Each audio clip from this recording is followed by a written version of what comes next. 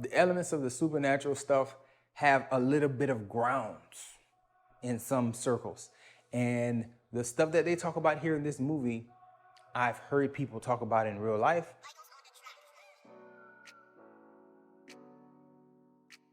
What's good, everybody? Welcome back to Whole Views, and today we're going to be discussing the black phone. Subscribe to the channel if you haven't so far. Most of the views come from people who aren't subscribed, and we would appreciate it if you would help us to reach that goal of 1,000 viewers. Come back, check out more videos by hitting that alert button and see all the different things we talk about, like TV shows, movies, and occasionally firearms. Let's talk about the black phone. So this is going to be the non-spoiler review of the movie, and I'm sure you've seen in the thumbnail by now, this movie is a perfect 10 out of 10 for me. It's not often that I give perfect 10 out of 10s on movies. And I'm not saying that this movie has universal appeal. There's not much I feel I can truly criticize about the movie and say like, oh, well, the acting wasn't a good job. No, I was very impressed with the acting from everyone involved, from the little sister Gracie all the way up to Ethan Hawke, the villain, who was great. I can't say that the movie is paced badly because it feels like you're in there and everything that you see is consequential. Every person who has a line of dialogue comes back around and is noticeable for the most part throughout the entire film. There's not many throwaway lines. There's not any throwaway scenes. Everything is important and is nice and is tight. You go in, you get the movie, you come out, and you feel good. I can't say that the story has universal appeal, but that's not a criticism of the story because it's a horror thriller type movie. So it's not necessarily scary per se, but it does have horrifying type elements and a few jump scares, which are well placed, well timed, and very effective. I must say though, the story was very cool. Like the trailer sell you one thing, and it's basically what the trailer sells you on. Trailer left me speechless a few months back, but when I watched the movie, there's still enough there to kind of throw a curveball and kind of give you more than what you saw on display in the trailer. So very good, nice, tight story, very good acting from all parties involved. I wouldn't change anything about it. The reason why I give it a high rewatchability score is because I know I personally want to go back and look and see if I can catch clues about things the second time around, as well as I think that when it comes to rewatching a horror, there's not many that lend itself to rewatching, you know, because you kind of know what to expect all the time. With this one, the story, the way it starts, and then some of the characters involved, and then the end product, it leaves you feeling good.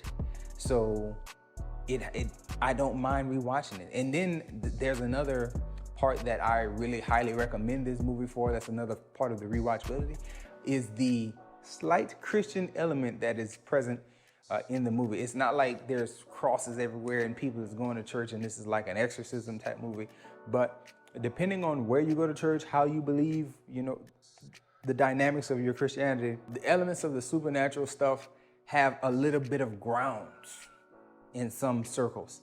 And the stuff that they talk about here in this movie, I've heard people talk about in real life, as well as the prayers that take place in the movie. There's a character who prays 2 times, maybe 3. And the first 2, I want to say, were good. And the last prayer was hilarious. And I'm gonna talk about it more when I do a spoiler video with Yogi. Me and him watched it together. But the prayer element was cute at first, and then comedic on the next time around. At least I laughed very hard because there's a lot of stuff that I want to say about that scene.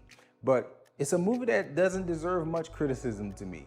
And I feel like the elements that are present in it and the way that it ends in leaving you in such a good feeling place for certain characters is like, I don't see anything I would change. I don't see anything that I can really critique. Visually, they hit the late 70s, early 80s, really good. Small town 80s, really good. All the performances were spot on, very, very good performances, from the dad to the 2 kids to the villain. Everybody was very good in their roles. The pace was good, nothing was useless. Everything was nice, tight, and concise, made sense. Very entertaining thriller, you know, wondering how is the main character gonna escape the situation that he's in keeps you on the edge of your seat, at least for one time through, and I'll check it out again and make sure that it's something that is still present on the next watch. And the story, it's just a real good story that kind of highlights an era of our history as a country, and shows it in a different light, and has some spiritual, supernatural type aspects to it. It's all good stuff, all good stuff. Can't complain about much when it comes to the Black Phone. So high marks. I definitely put it on my top of the year type movie list. And if I had to pick one horror for the rest of the year, it would definitely be this one over X. It would take X off the list for me from picking top 5 currently. So that's where I end up with the Black Phone. I thought it was excellent. I highly recommend it for most people. It is rated R. There's a lot of language, but besides that, it's fairly tamed. It's not as bad as you might think. That's all I have for this video. Enjoy yourself, guard your heart, and please come back and check out more videos, specifically the spoiler discussion that I do on the Black Phone.